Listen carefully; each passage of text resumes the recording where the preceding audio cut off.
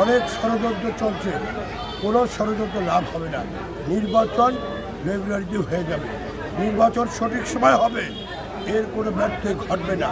কিন্তু মধ্যে থেকে আপনারা পানি ঘোরার চেষ্টা করছেন, এটা কোনো জনগণ আপনাদের কোনো সেটা গ্রহণ করবেন না।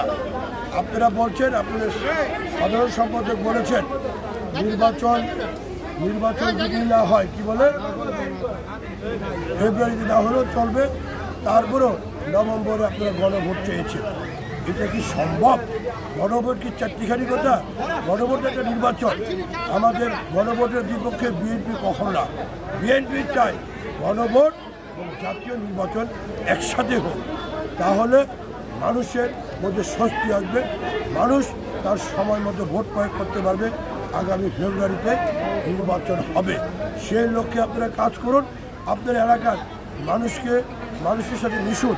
আপনারা ওই টেলিভিশনের সামনে কথা বলে আপনারা হয়তো বা বাহাবা পেতে পারেন ক্ষণিকের জন্য, কিন্তু মানুষ কোনো আপনাকে ভালোভাবে দেখছে না। সেই লক্ষ্যে আপনাকে বলবো, আপনারা এখনও সময় আছে, এখনও আপনারা সময় মতো নির্বাচনটা ঠিক মতো করুন। মানুষকে ভালো লোকের ক্যান্ডিডেট বলেন, দুর্নীতিমুক্ত সমাজ চাই, আমরা মানুষের পাশে থাকবো।